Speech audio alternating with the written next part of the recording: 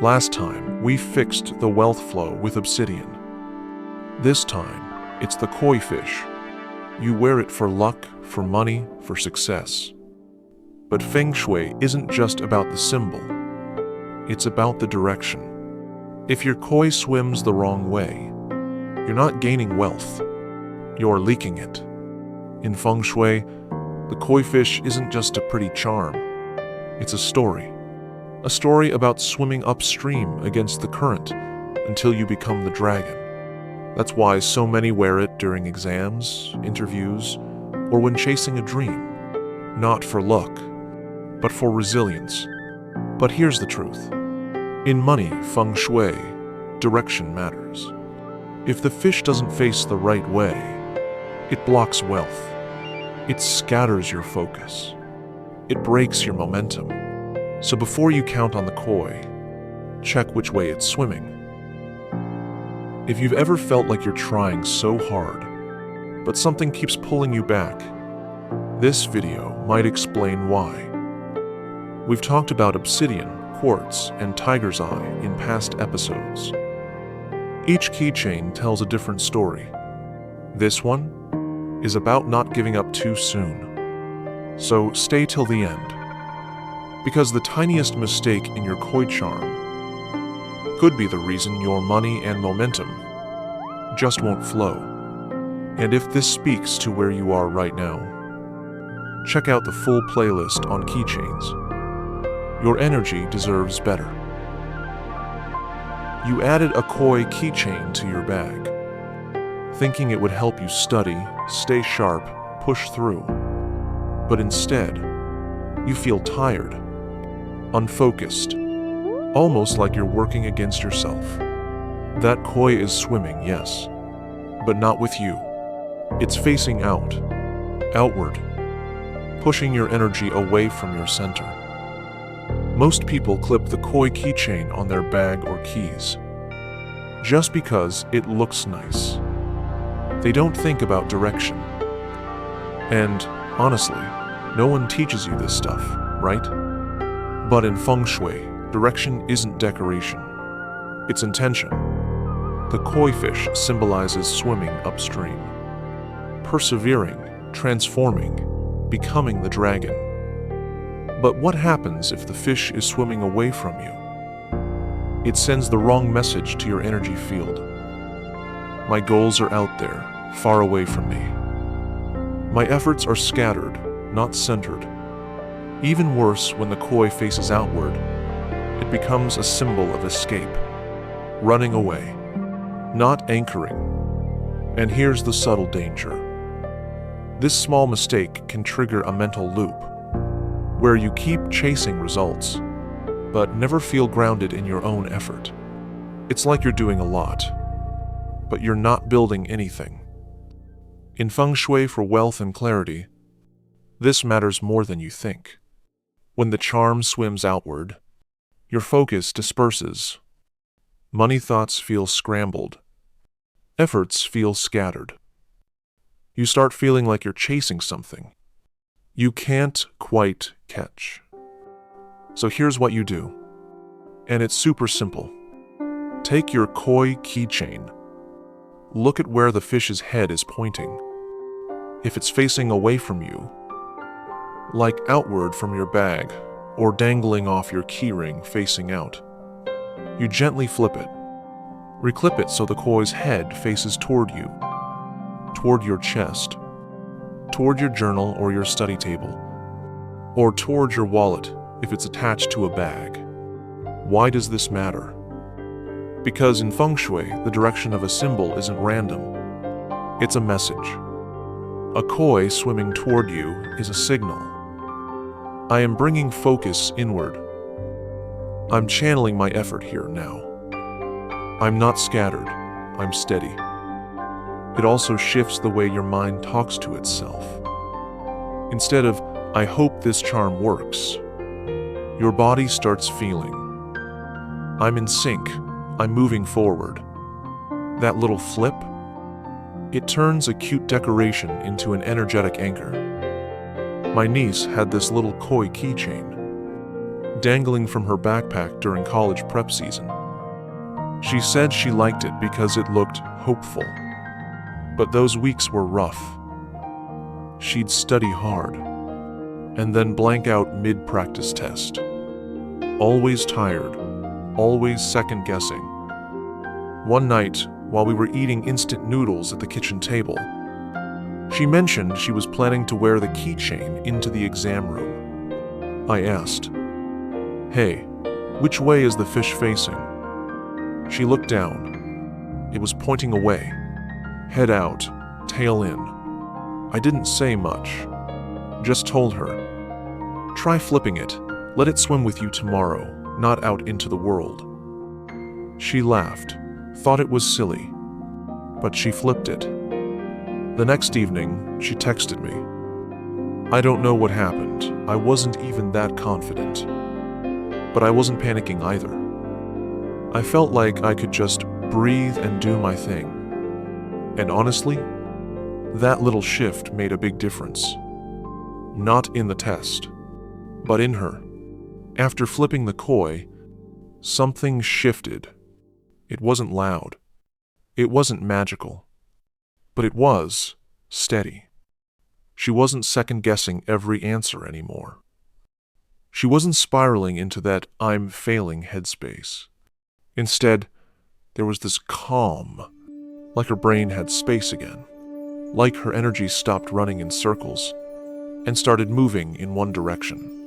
That's what happens when symbols line up with intention. You're not forcing the flow. You're finally with it. You don't need more motivation. You just need to stop leaking what you already have. Ready for the next mistake?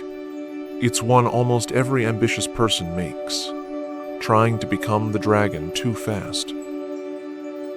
You want to win, to pass, to finally get ahead. So you wear the koi hoping it'll speed things up. But some days, it just feels heavier. Like you're trying to force a breakthrough that won't come. The koi symbolizes transformation, the fish that becomes a dragon. But if you wear it while your energy's unstable, it doesn't ground you. It pressures you. Instead of support, it turns into a silent reminder that you should have been further by now. Here's the tricky part about symbols like the koi. They don't just carry meaning. They amplify energy. So if you're already exhausted mentally, emotionally, and you wear the koi to force yourself to keep going, you're actually turning a symbol of resilience into a source of pressure. The koi fish is yang, active, ambitious, forward, moving. It works best when your body and mind are ready to swim. Not when you're drowning in stress and pretending to float. But people don't realize that.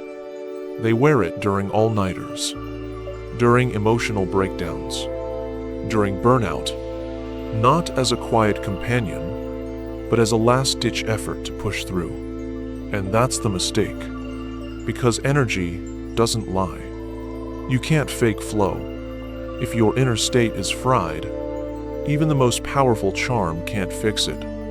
It just adds weight to what's already heavy. You start waking up anxious, dreading to-do lists, feeling like you're not doing enough even when you are. The charm becomes a mirror, but instead of reflecting your effort, it reflects your doubt. That's not flow. That's self-punishment dressed up as ambition. Sometimes the most powerful fix is to stop trying to fix things. And that's what the koi needs from you. Not constant pushing, but permission to rest.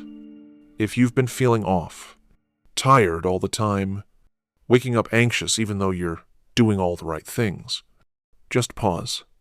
Take off the koi. Place it somewhere calm.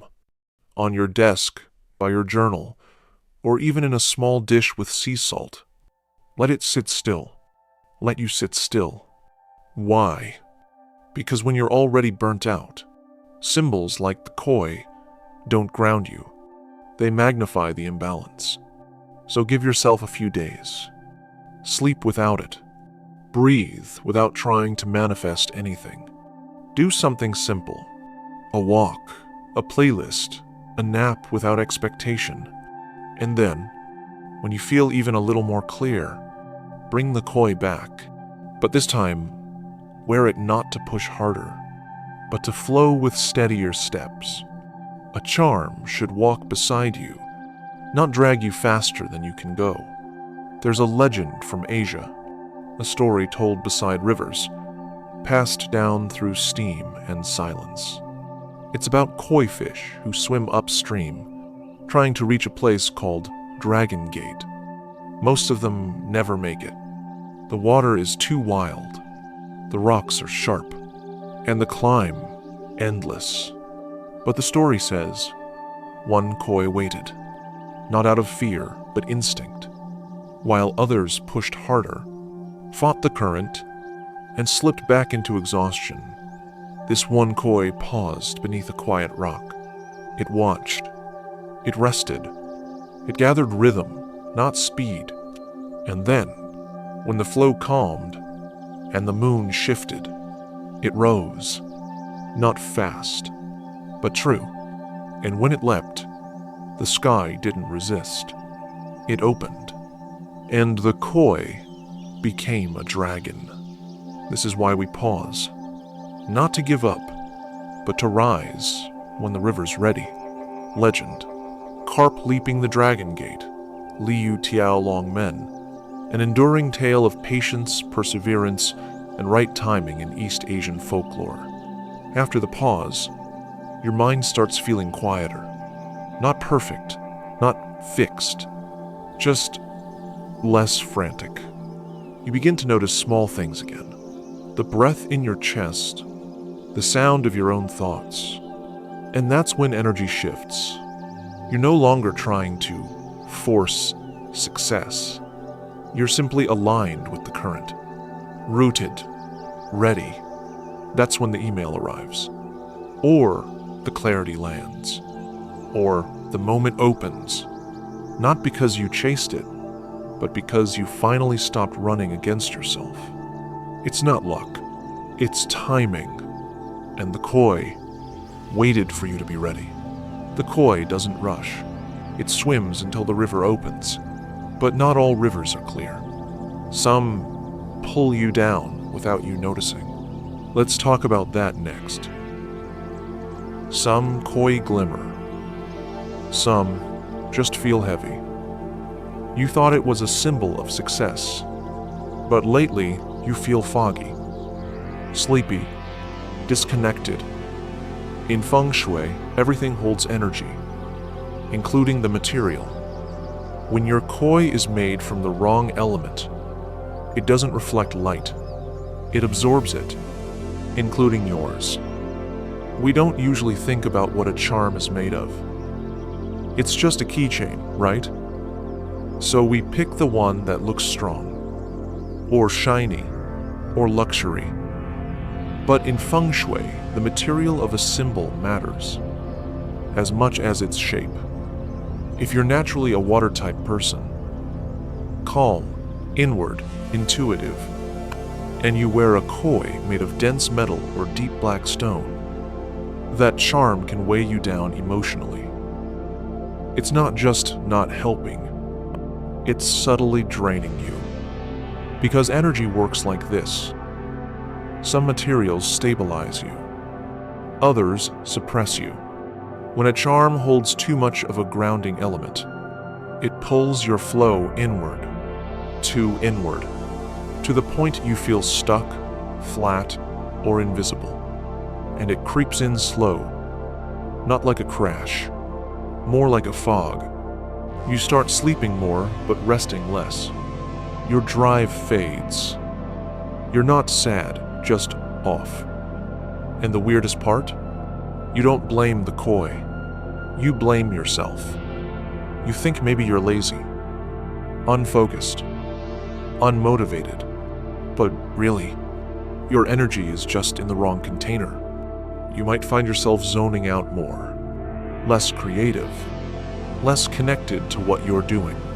The koi doesn't inspire you anymore. It weighs you down, like it's swimming in a pool of shadows, instead of clear intention.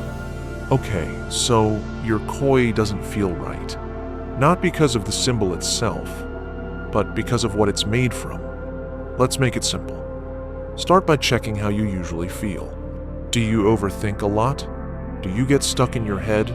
Do heavy objects or dark colors make you feel sleepy or slow? That might be your energy telling you, this koi isn't lifting you, it's anchoring you. Here's what you can do. Try switching to a material that supports your natural element. If you feel heavy, go lighter literally. Choose a wooden koi if you need warmth and clarity. Go for resin or jade if you want balance without overthinking. Try clear or yellow stones like citrine if your energy feels flat. Those bring light and flow. And it doesn't have to be fancy. Even a small charm, if it feels light in your hand, can reset how you carry energy every day. When you touch it and feel lifted, not weighed down, that's when you know you're not just carrying a charm, you're carrying alignment. There was a med student I worked with, hardworking, hyper-focused, always carrying her koi keychain on the zipper of her laptop bag. It was this sleek, black metal koi. She said it felt strong, like discipline, but over time, something shifted. She started waking up foggy. Her energy crashed after lectures. She couldn't focus during late-night reviews anymore. She told me, I feel like I'm doing everything right, but my brain just won't show up. We sat down and looked at her chart. She had strong water energy, already introspective, already heavy. And then it clicked. The metal koi wasn't helping her. It was pulling her deeper into overthinking, into mental fatigue. Too much yin, not enough air. So I suggested something simple. Switch to sandalwood. Natural, warm, light. Something with a bit of breath in it. She found a hand-carved wooden koi on Etsy. It wasn't shiny. It wasn't even that fancy. But she said the first time she held it, it felt kind. A week later, she messaged me. I'm not magically smarter, but I'm not stuck anymore. My mind feels like it can breathe again. After she switched the koi, there was no dramatic transformation, no sudden burst of motivation, no miracle moment. But something quiet happened. Her mind stopped spinning. Her sleep felt deeper. She wasn't dragging herself through the day anymore. She didn't need coffee to focus. She didn't dread opening her books. And the fog, that invisible weight in her chest, just lifted. Sometimes that's the sign. Not the big win, but the lightness that comes before it. When your charm stops clashing with your energy, you don't just move better. You remember what it feels like to be yourself. When energy sticks to you, check what you're carrying. Let's keep going, because sometimes the charm isn't wrong. You're just not telling it where to go. You wear the koi. It's clipped to your keys. It goes where you go. But lately, you forget it's even there. It's not guiding you. It's just hanging. The koi isn't a magic object. It's a mirror. And if your energy is scattered, if you're wearing it out of habit, not purpose, it reflects that scatter back at you. Let's be honest. How many times have you worn something just because it looked nice? Or because you thought it might bring luck? The koi often becomes one of those things. It stays on your bag. It tags along on your keys. It's always there, but you're not really with it. Here's the problem. In Fengshui, energy flows where attention goes. So if you're not giving the koi even a second of your awareness, then it's just drifting. And what happens when symbols drift? They lose clarity, and so do you. You start to forget what you're aiming for. Your days blur together. You're busy but not anchored. And worst of all, you begin to think the koi isn't working, when really, you just haven't given it a direction to go. Because the koi doesn't create movement, it reflects it. And if you're not intentional, your charm becomes a quiet echo of that. Scattered, passive, disconnected.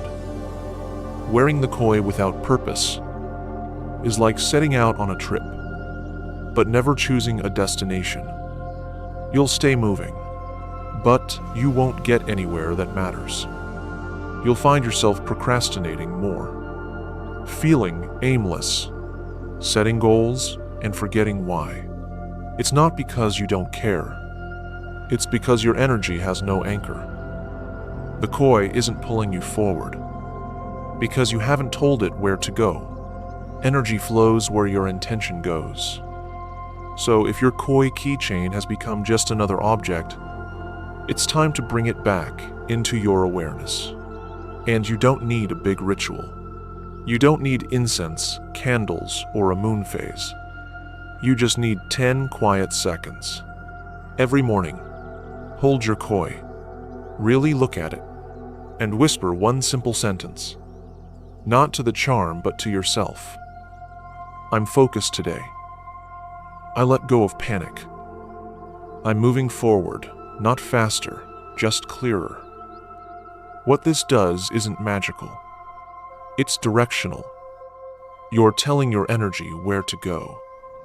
And that single act, that daily whisper, starts to shift how you carry yourself through the day.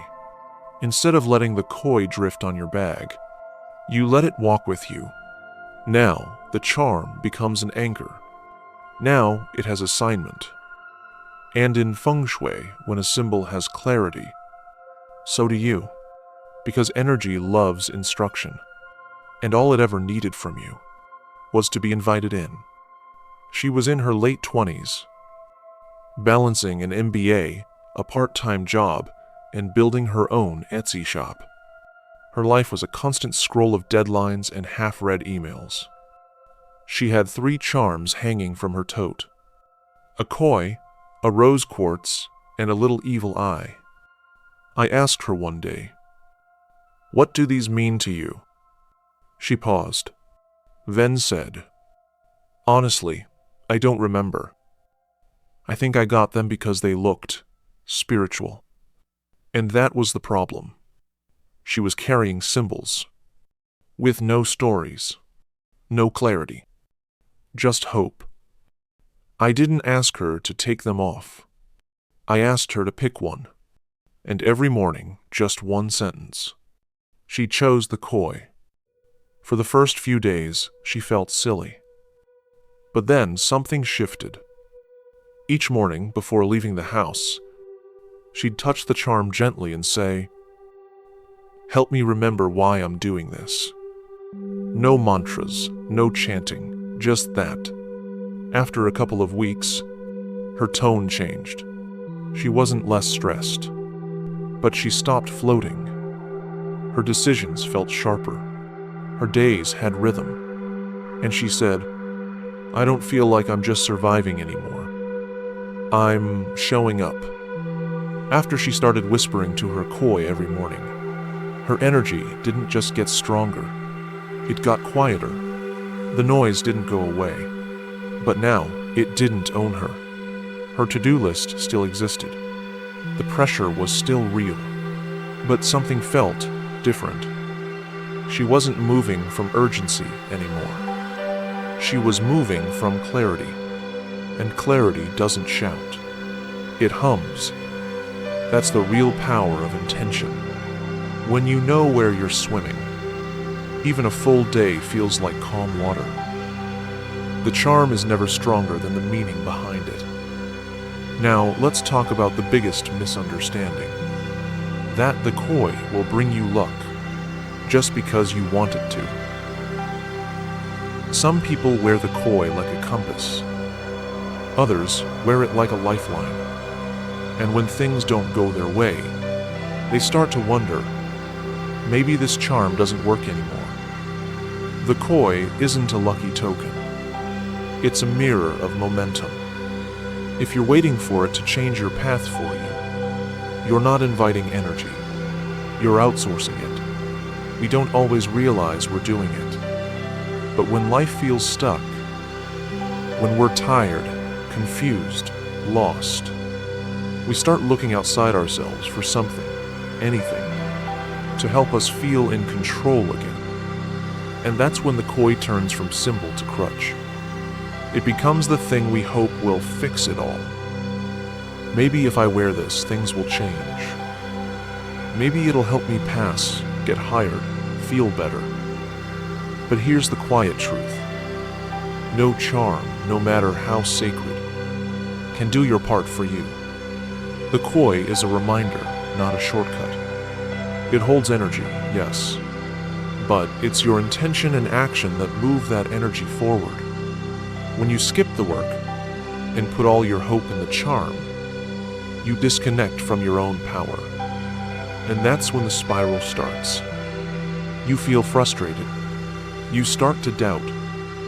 And you begin thinking maybe this whole Fengshui thing doesn't work. But it's not about the koi. It's about how you're using it. Symbols don't succeed for you. They stand with you while you show up. When the results don't show up, you start doubting everything. The koi, the process, yourself. You feel like you're doing spiritual things, but not getting spiritual outcomes.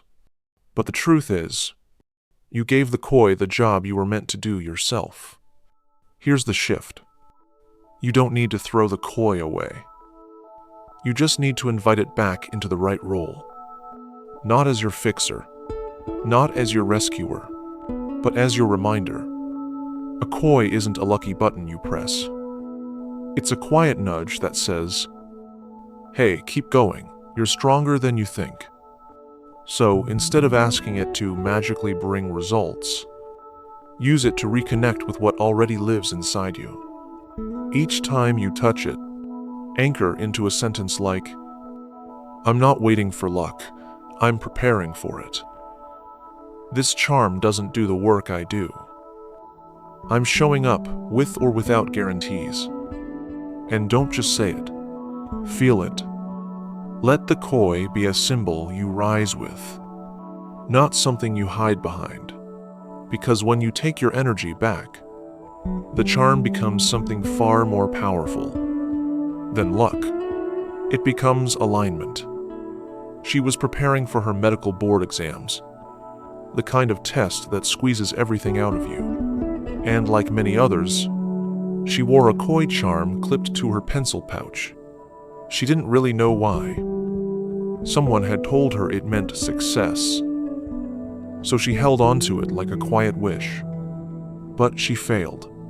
Not because she didn't study, but because she was burned out, disconnected, trying to hope her way through something that needed presence. After that, she stopped wearing the charm, said it didn't work, put it in a drawer along with all the spiritual stuff she thought had let her down. Months later, during her second prep cycle, she pulled the koi back out. But something had changed. This time, she didn't treat it like a ticket. She treated it like a teammate. She touched it before every study session and said, this time, I carry the effort. You just walk beside me. No desperation. No superstition. Just a quiet agreement between her and her symbol. And this time, she passed.